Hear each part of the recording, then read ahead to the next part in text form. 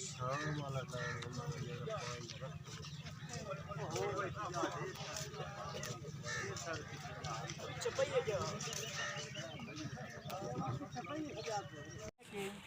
ਅਸੀਂ ਆਖਰਤ ਦੀ ਤਿਆਰੀ ਕਰਕੇ ਕਿਸ ਤਰ੍ਹਾਂ ਇਸ ਦੁਨੀਆ ਚੋਂ ਵਾਪਸ ਜਾਵਣਾ ਹੈ।